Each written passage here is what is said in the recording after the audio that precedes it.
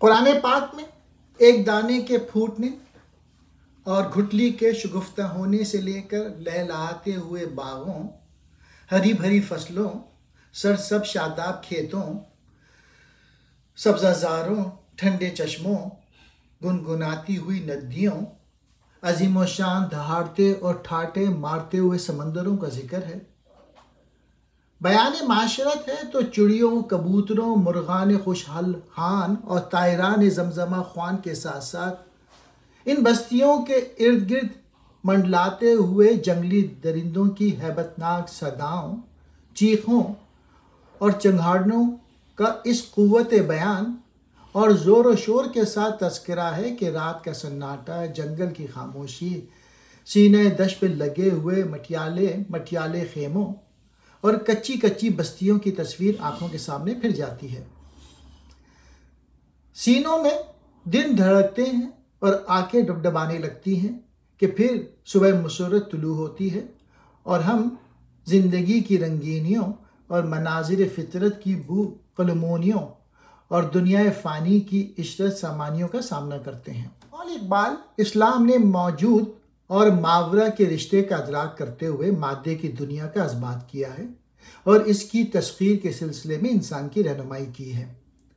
گویا اقبال آسمان کے ساتھ زمین کے اسمار کو اہمیت دینے کے اسلامی رویے کو بڑی اہمیت دیتے ہیں اور اسے رہبانیت کی ضد قرار دیتے ہیں۔ افلاطون نے حسائیت کی کارکردگی کو نفرت کی نگاہ سے دیکھا تھا اور کہا تھا کہ ان سے سچا علم حاصل نہیں ہوتا۔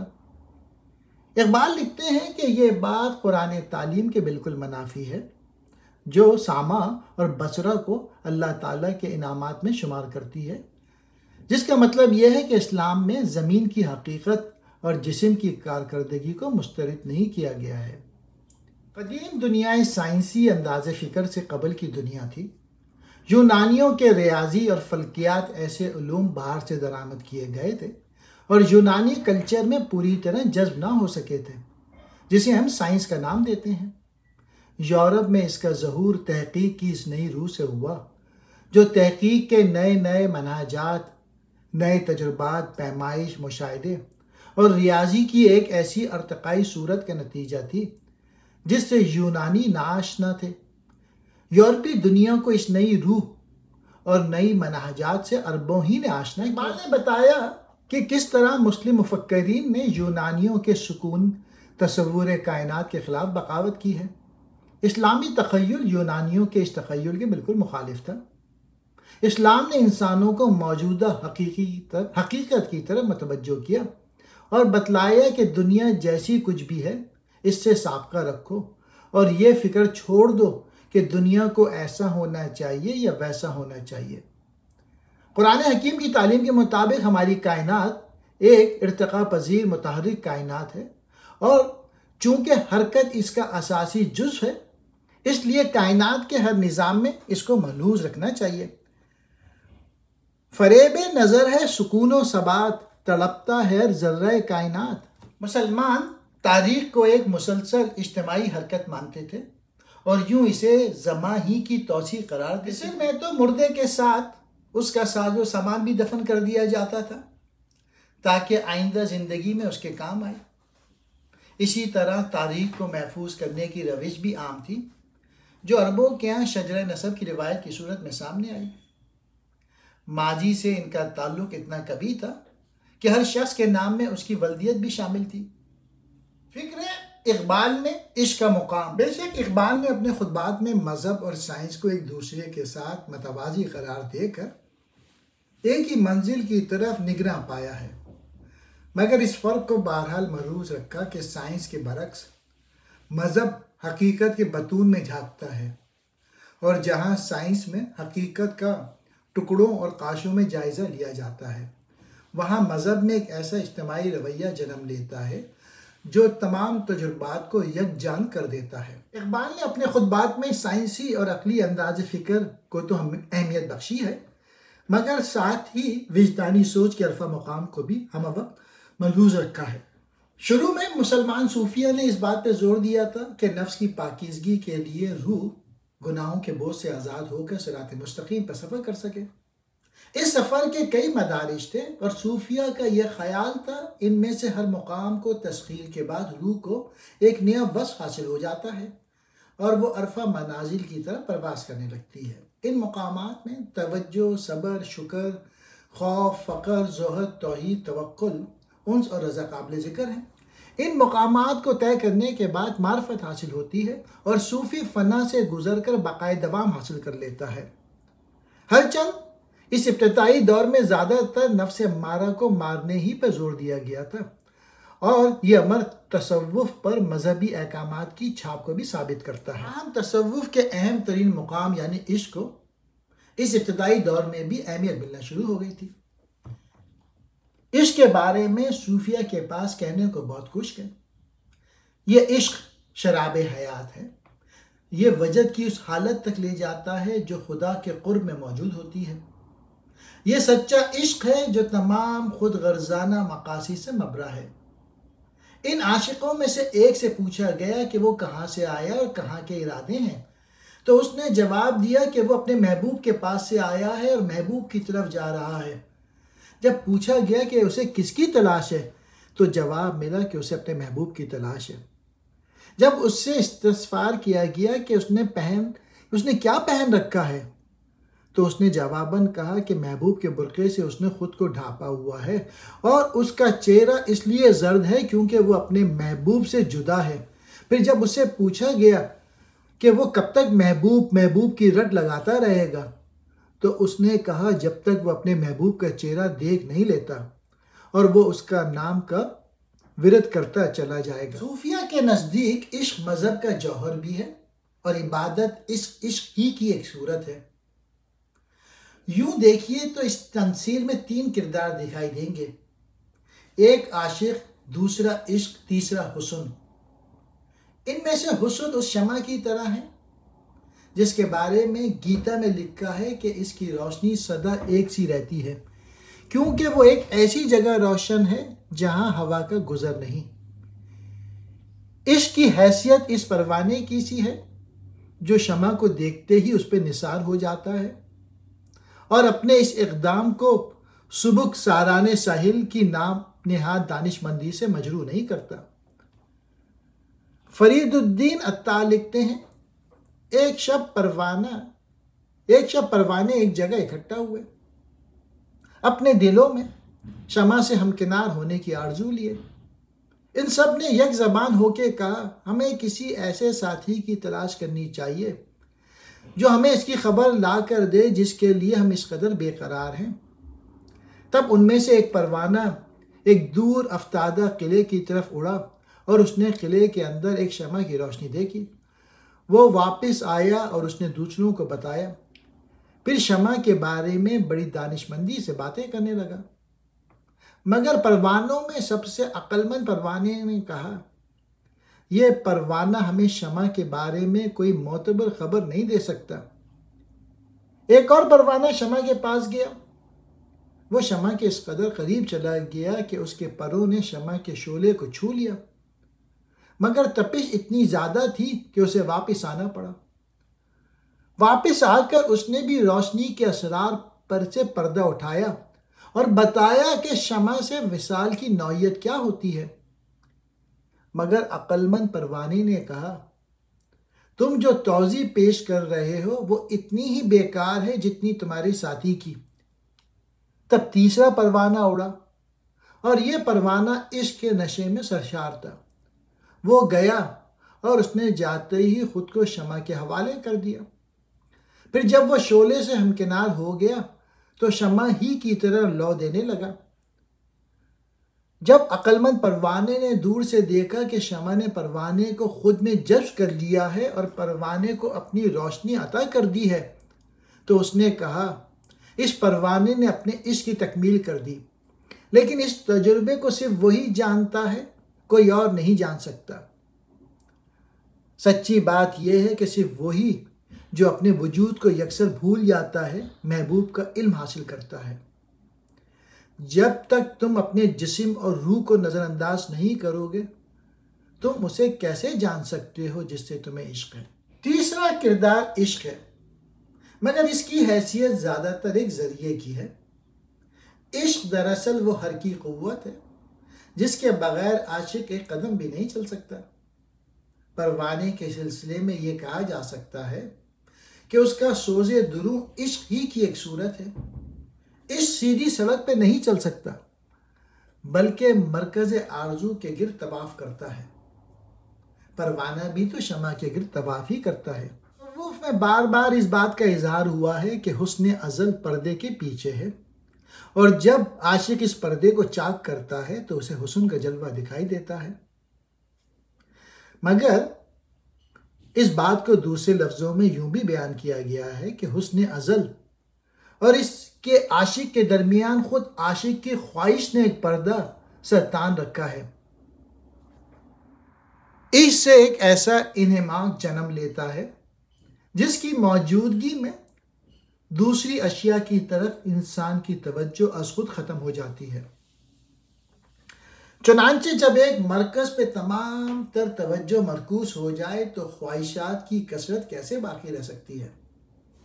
تصوف بھی یہی کچھ کرتا ہے کہ حسن ازل کو مرکز نگاہ بنا لیتا ہے اور پھر جملہ خواہشات کی قوت عشق کی قوت میں منتقل ہو جاتی ہے۔ وہ صوفی جو اس مقام سے لوٹتے ہیں اس روحانی تجربے کی عظمت کے بارے میں تو بہت کچھ بتاتے ہیں، لیکن خود تجربے کو بیان نہیں کر پاتے۔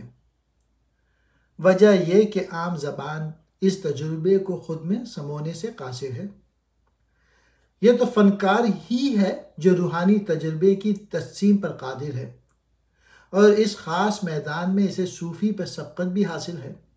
ابن عربی لکھتا ہے، وجد کا آغاز پردہ اٹھنے کا آغاز بھی ہے۔ وجد اللہ کے خاص بندوں کا پہلا مقام ہے، اور وہ لوگ جو اس تجربے سے گزرے ہیں ان کے لیے کوئی شک و شبہ باقی نہیں رہتا۔ جب دنیاوی مقاصد کو تج دیا جائے اور خدا سے محبت کو خود غرضانہ جذبات سے پاک کر دیا جائے، اور جب دل خدا کی عبادت کرے اور اس کے نزدیک ہو کر دعاؤں میں اس سے ہم کلام ہو اور خدا اس سے مخاطب کرے اور اس سے بات کرے تو دل کو وجد حاصل ہوتا ہے۔ مگر جب صوفی اس جلوے سے بیدار ہوتا ہے تو اس سے وہ تو چھن جاتا ہے جو اس جلوے کے دوران اسے حاصل ہوا تھا، لیکن خدا کی ذات کا علم اس کے پاس موجود رہتا ہے اور وہ تادیر اس سے لطف اندوز ہوتا رہتا ہے۔ عقل اور عشق کا فرق۔ عقل سیدھی لکیر پہ چلتی ہے اور قدم قدم پہ اسے رکنا اور تجزیے کے عمل سے گزرنا پڑتا ہے، لیکن عشق گردباد کی طرح دائرے میں گھومتا ہے اور قدم قدم پر اس کی رفتار تیز سے تیز تر ہوتی چلی جاتی ہے۔ مگر رفتار اس کی منزل نہیں، رفتار تو عاشق کو حالت وجد میں لانے اور پھر اسے دائرے کی لکیر سے آزاد کرانے میں ایک اہم کردار ادا کرتی ہے۔ وحدت الوجود کے نظریے کے مطابق مخلوق اور خالق میں کوئی امتیاز نہیں رہتا۔ اس نظریے کے خلاف رد عمل کے طور پہ وحدت الشہود کا نظریہ پیش کیا گیا اور یہ دعویٰ کیا گیا کہ مخلوقات غیر اللہ ہے، خالق اور ہے، مخلوق اور ہے، دونوں کبھی ایک نہیں ہو سکتے۔ مصور کی ذات اپنی تخلیقات ہنر سے یا اپنے نقوش سے بالکل علیحدہ اور ماورا ہے۔ الغزالی کچھ یوں لکھتے ہیں، حسن سے صرف وہی شخص محبت کر سکتا ہے جو اسے دیکھنے پر قادر ہو، کیونکہ حسن کا نظارہ کرنا بجائے خود مسرت ہے۔ بے شک خوبصورت چیزوں کو ان کے حسن کی بنا پہ پیار کرنا چاہیے، نہ کہ اس مقصد کے لیے جو ان سے حاصل ہو سکتا ہے۔ مثلا جب ہم سبزہ زاروں اور بہتی ندیوں سے محبت کرتے ہیں تو اس لیے نہیں کہ سبز پتوں کو کھائیں یا ندیوں کے پانی کو پئیں۔ اسی طرح خوبصورت ترشے ہوئے پرندوں اور شاداب پھولوں کو دیکھنا بجائے خود تحصیل مسرت کی ایک صورت ہے۔ اس سے انکار ممکن نہیں۔ جب حسن کا جلوہ نظر آتا ہے تو قدرتی طور پر اس سے محبت جاگ اٹھتی ہے۔ خدا حسن ہے اور اسی لیے جس پر اللہ تعالیٰ کا حسن منکشف ہوتا ہے وہ مجبور ہو کہ اس سے عشق کرے۔ انسان خدا سے اس لیے بھی محبت کرتا ہے کیونکہ انسانی روح اور اس کے منبع یعنی روح کل میں ایک خاص ربط ہے، کیونکہ وہ یعنی روح اوصاف میں شریک ہے، اور علم اور محبت کے ذریعے وہ بقائے دوام حاصل کر کے خدا ایسی بن سکتی ہے۔ ایسی محبت جب توانا اور محیط ہو جائے تو عشق کہلاتی ہے، جس کا مطلب بجز اس کے اور کچھ نہیں کہ وہ اب مضبوط بنیادوں پہ استوار اور بے نہایت ہے۔ حقیقت یہ ہے کہ اس دنیا کی ہر اچھی اور خوبصورت اور محبوب شے ذات باری کی بے پناہ محبت ہی کا عطیہ ہے، کیونکہ دنیا میں جو بھی اچھی اور خوبصورت شے ہے جس کا ذہن اور کان اور آنکھ مشاہدہ کرتا ہے، وہ دراصل خدا کے خزانے کا محض ایک ذرہ ہے اور اس کی تجلی کی محض ایک شعاع ہے۔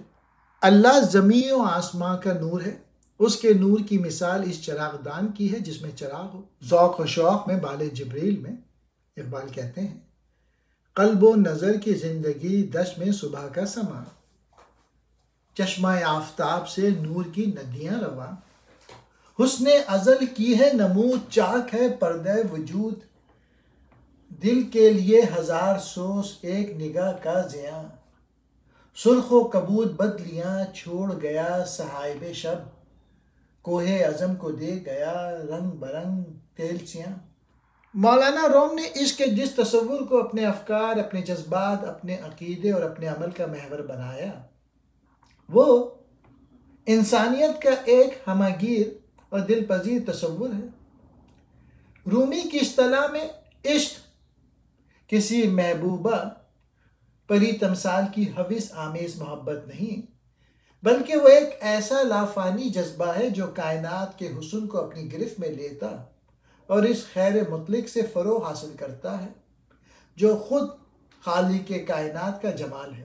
تصوف کے مطابق عشق مجازی عشق حقیقی کے لیے ایک زینے کا کام دیتا ہے۔ اقبال نے اپنی شاعری میں کائنات کے رقص کا بار بار ذکر کیا ہے۔ ان کے نزدیک ہر ذرہ کائنات تڑپ رہا ہے، ہر شے متغیر ہو رہی ہے، ہر دم صدائے کن فیکون آ رہی ہے اور ایک مسلسل سفر کی کیفیت ہر شے پہ طاری ہے۔ جواب خضر بانگ درا میں وہ کہتے ہیں، برتر از اندیشہ سود و زیاں ہے زندگی، ہے کبھی جان اور کبھی تسلیم جان ہے زندگی، تو سے پیمانہ امروز و فردا سے نہ ناپ، جاویداں پہ ہم دواں ہر دم جواں ہے زندگی۔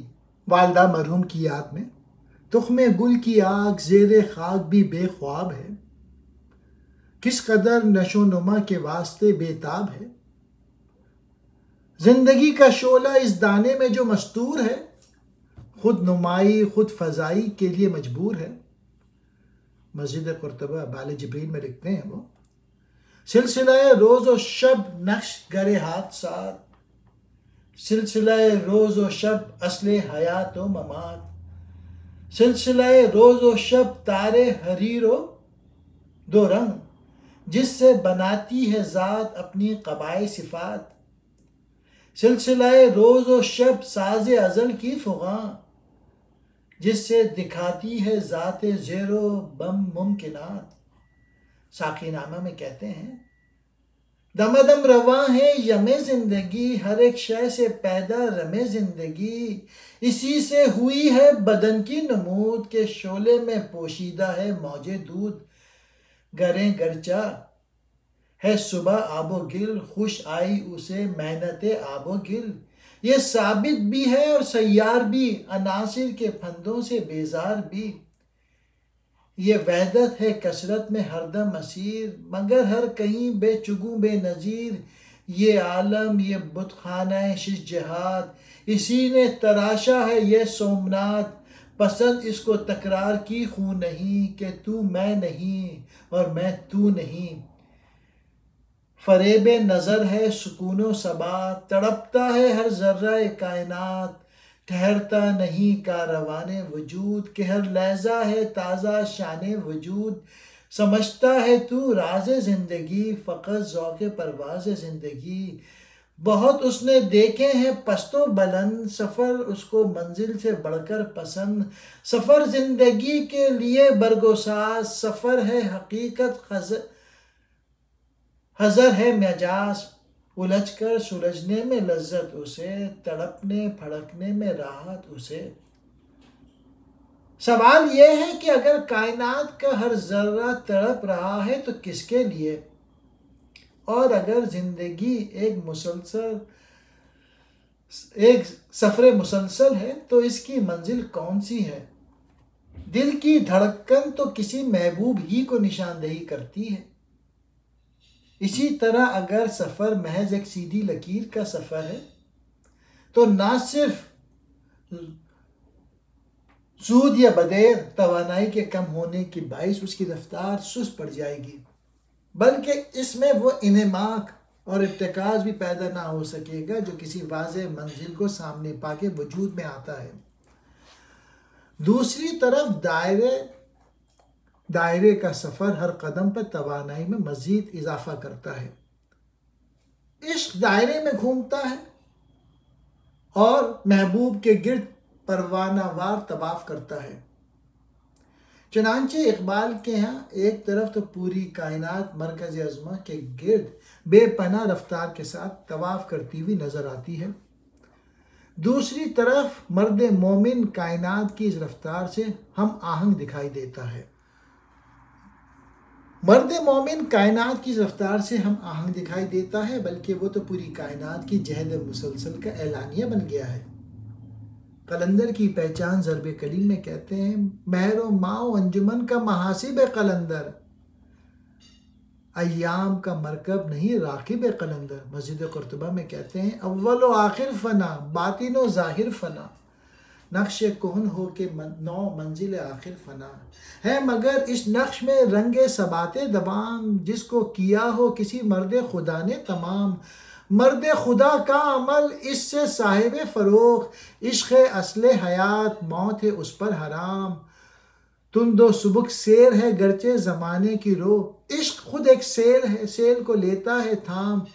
عشق کی تقویم میں اصل رواں کے سوا اور زمانے بھی ہیں جن کا نہیں کوئی احوال محبت میں کچھ فرق نہیں ایسا، سوز و تب و تاب اول، سوز و تب و تاب آخر۔ اس سے پیدا نوائے زندگی میں زیر و بم، اس سے مٹی کی تصویروں میں سوز دم بدم۔ سکون پرستی راہب سے فقر ہے بیزار، فقیر کا ہے سفینہ ہمیشہ طوفانی۔ پسند روح و بدن کی ہے وانمود اس کو، کہ ہے نہایت مومن خودی کی عریانی۔ ان اشعار سے اقبال کا موقف بالکل واضح ہوتا ہے۔ ان کے نزدیک عشق سوز و تب و تاب جاویدہ کے سوا اور کچھ نہیں۔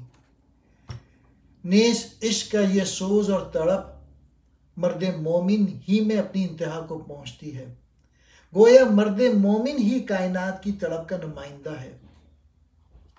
عشق جب مرد مومن کی تحویل میں آتا ہے، یا یوں کہیے کہ جب مرد مومن عشق کی گرفت میں آ جاتا ہے، تو وہ زندگی کی عام سطح سے اوپر اٹھ کر تخلیق کی سطح کو چھونے لگتا ہے، نہ کہ اضطراب کی سطح کو۔ دوسرا پہلو عشق کا ہے جو مذہب سے براہ راست ماخوذ ہے اور کسی شخصیت، ذات یا مرکزی نقطے کے گرد طواف کرتے ہوئے ایک جس سے لگا کر اسی تک پہنچنے کی کوشش میں ظاہر ہوتا ہے۔ اس کے پس پش فلسفہ یہ ہے کہ محبت کے مسلک کو اختیار کیے بغیر ذات باری کے حضور پہنچنا ممکن نہیں۔ صوفیہ کے ہاں خود کو بے خود بنانے یعنی جز کو کل میں ضم کر دینے کا رویہ موجود تھا، جسے اقبال نے اس لیے ناپسند کیا کہ ان کی نظروں میں اس رویے نے مسلمانوں کو کار جہاں سے منقطع کر کے حجروں اور خانقاہوں میں قید کر دیا اور وہ دنیا کے قدموں کے ساتھ قدم ملانے کے ناقابل ہو گئے۔ حالانکہ اپنے زمانے میں نہ صرف ہندی مسلمان بلکہ ساری دنیا کے مسلمان صدیوں پر پھیلے ہوئے صوفیانہ تصورات اور تقدیر پرستی کے رجحانات کے تحت بے عملی کی زد میں آئے تھے۔ اقبال نے اپنے فارسی اور اردو اشعار میں خود ہی کو مختلف معنی فراہم کیے ہیں۔ مثلاً بعض اشعار میں انہوں نے خودی کو ذوق طلب، ذوق تسخیر بلکہ عشق تک کہہ دیا ہے۔ دوسرے اشعار میں اسے خود آگئی، سرچشمہ جدت و ندرت، سوز حیات کا سرچشمہ، سوز تخلیق کا ماخذ اور بیداری کائنات قرار دیا ہے۔ اسی طرح بعض اشعار میں خودی کو یقین کی گہرائی سے عبارت اور ایمان کی روشنی سے منور پایا ہے۔ اقبال نے خودی کے جو مختلف مفاہیم عطا کیے ہیں، ان کی روشنی میں صاف نظر آتا ہے کہ خودی وہ ثمر ہے جو مسافر کو ایک طویل تگ و دو کے بعد حاصل ہوتا ہے اور جس کے حصول کے بعد اس کا ایمان تازہ اور یقین پختہ ہو جاتا ہے۔ گویا ذوق تسخیر اور ذوق طلب جو عشق کے اوصاف ہیں، بجائے خودی نہیں بلکہ خودی کی تکمیل یا حصول میں صرف ہوتے ہیں۔ چنانچہ صوفیہ کے نزدیک جب وصال کا لمحہ وارد ہوتا ہے تو عشق کا جذبہ بھی معدوم ہو جاتا ہے، جس کا مفہوم یہ ہوا کہ عشق ذریعہ ہے، منزل نہیں۔ دوسری بات یہ ہے کہ خودی کی یافت یا تکمیل کے بعد انسان جس یقین اور اعتماد سے بہرور ہوتا ہے وہ بھی خودی کے مترادف نہیں بلکہ خودی کے معرض وجود میں آنے کا ایک منطقی نتیجہ ہے۔ صوفیہ نے اس مرحلے کو حق الیقین کا مرحلہ کہا۔ محسوس کر رہے تھے کہ مسلمانوں کی بری حالت کی ایک وجہ تو یہ ہے کہ وہ اپنے ماضی سے منقطع ہو گیا ہے۔ ماضی سے ان کے مراد اسلام کا وہ دور زنی تھا جس میں ملت اسلامیہ فعال حیثیت رکھتی تھی۔ اقبال سمجھتے تھے مسلمان اس لیے پیچھے رہ گیا تھا کہ وہ اس قوت سے فیضیاب نہیں ہو رہا تھا جو اجمع کی قوت تھی، اور یہ اس لیے کہ اپنے ماضی سے کٹ کر مسلمان نے خود کو تنہا، خود غرض بلکہ خود پرست بنا لیا تھا اور یوں وہ فیض کے سرچشموں سے محروم ہو گیا تھا۔ اقبال کی خودی دراصل تخلیق کا ایک لمحہ ہے۔ یہ وہ مقام ہے جہاں کھڑے ہو کر انسان ایک نئی دنیا کو خلق کرتا ہے۔ اقبال نے اس کے بارے میں لکھا ہے، یہ موج نفس کیا ہے؟ تلوار ہے۔ خودی کیا ہے؟ تلوار کی دھار ہے۔ خودی کیا ہے؟ راز درون حیات۔ خودی کیا ہے؟ بیداری کائنات۔ خودی جلوہ بدمست و خلوت پسند، سمندر ہے ایک بوند پانی میں بند، اندھیرے اجالے میں تابناک، من و تو میں پیدا، من و تو سے پاک، ازل اس کے پیچھے ابد سامنے، نہد اس کے پیچھے نہد سامنے، زمانے کے دریا میں بہتی ہوئی، ستم اس کی موجوں کی سہتی ہوئی، تجسس کی راہیں بدلتی ہوئی، دمدم نگاہیں بدلتی ہوئی، سبک اس کے ہاتھوں میں سنگے گراں، پہاڑ اس کی ضربوں سے ریگے رواں، سفر اس کا انجام و آغاز ہے، یہی اس کی تقویم کا راز ہے، کرن چاند میں ہے شرر سنگ میں، یہ بے رنگ ہے ڈوب کر رنگ میں، اسے واسطہ کیا کم و بیش سے، نشیب و فراز پشت و پیش سے، ازل سے ہے یہ کشمکش میں اسیر، ہوئی خاک آدم میں صورت پذیر، خودی کا نشیمن تیرے دل میں ہے، فلک جس طرح آگ کے تل میں ہے، خودی کی یہ منزل اولین، مسافر یہ تیرا نشیمن نہیں، بڑھے جا یہ کوہ گراں توڑ کر، طلسم زماں و مکاں توڑ کر، ہر ایک منتظر تیری یلغار کا، تیری شوخی فکر و کردار کا، یہ ہے مقصد گردش روزگار کہ تیری خودی تجھ پہ ہو آشکار۔ اقبال کی خودی جس قوت سے لیس ہے اسے برگساں کے الفاظ میں جوش حیات اور تصور کی اصطلاح میں عشق کا نام ملنا چاہیے۔ اقبال کے تصور خودی کے سلسلے میں آخری نقطہ یہ ہے کہ اس کی یافت اور تکمیل میں عقل اور عشق دونوں حصہ لے سکتے ہیں، مگر عقل کو بروئے کار لانے سے خودی کا جو پیکر ابھرتا ہے وہ اس سے مختلف ہوتا ہے۔ اقبال لکھتے ہیں، خودی ہو علم سے محکم تو غیرت جبریل، اگر ہو اس سے محکم تو سورہ اسرافیل، جس کا صاف مطلب یہ ہے کہ نوعیت کے اعتبار سے وہ خودی زیادہ مکمل اور تخلیقی اعتبار سے زیادہ فعال ہوتی ہے جو عشق کی بھٹی سے کندن بن کے نکلتی ہے۔ علم سے حاصل ہونے والی خودی میں ہمدانی اور ہمبینی اور قدر پس سطح پر نحوت اور تکبر پیدا ہوتا ہے، مگر اس سے حاصل ہونے والی خودی فقر کی دولت سے مالا مال ہوتی ہے۔ خود اقبال اس سے حاصل ہونے والی خودی ہی کے قائل ہیں۔ جوہر زندگی ہے عشق، جوہر عشق ہے خودی، آہ کہ ہے یہ تیغ تیز پردگی نیام ابھی۔ تصوف میں عشق کا سفر پروانے کے سفر کے مماثل ہے، جو شمع کی روشنی کی ایک جھلک پانے پر شروع ہوتا ہے اور اس لمحے انجام کو پہنچتا ہے جب پروانہ خود کو شمع کی آگ میں جلا کے روشنی میں تبدیل کر دیتا ہے۔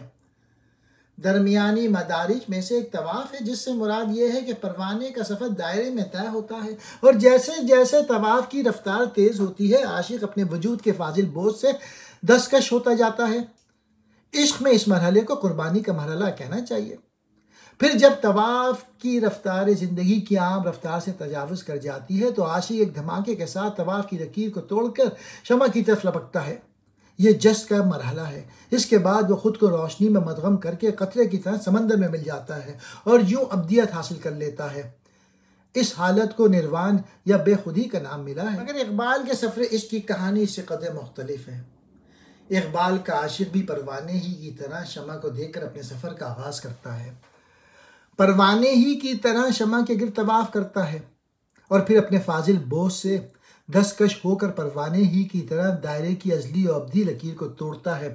مگر اس کے بعد وہ شمع کے شعلے میں بھسم نہیں ہو جاتا، بلکہ اس کے روبرو کھڑے ہو کے نہ صرف اس سے اکتساب نور کرتا ہے بلکہ اس نور کو صورت پذیر کر کے ایک تخلیقی عمل کا مظاہرہ بھی کرتا ہے۔ گویا اقبال کا عاشق بے خودی کے عالم کو مس تو کرتا ہے مگر اس میں جذب نہیں ہوتا، چنانچہ روبرو کھڑے ہونے کے عالم میں وہ نہ صرف اپنے وجود کو برقرار رکھتا ہے بلکہ ہوش و حواس کو بھی قائم رکھتا ہے۔ اس حالت میں عاشق کی حیثیت تبدیل ہو جاتی ہے، اس لیے اقبال نے اسے مرد قلندر اور بندہ مومن کا نام دیا ہے، جس کے تحویل میں لاشعور بھی ہے اور شعور بھی، عشق بھی اور عقل بھی، اور جو ایک فنکار کی طرح بے خودی کے عالم سے مس ہونے کے باوجود اپنی ذات، اپنی خودی سے دستکش نہیں ہوتا، بلکہ یہ کہنا چاہیے وہ لامحدودیت کے ذائقے کو چکھ کر اپنی محدود شخصیت میں کشادگی، وسعت اور توانائی پیدا کر لیتا ہے۔ اسی لیے اقبال کہتے ہیں، صنوبر باغ میں آزاد بھی ہیں، پابہ گل بھی ہیں، انہی پابندیوں میں حاصل آزادی کو تو کر لے۔ اختتامیہ۔ اقبال کے نظام فکر میں عشق اور خرد کی کہانیاں کچھ یوں مرتب ہوئی ہیں کہ یہ دونوں ایک ہی سفر کے دو مراحل ہیں۔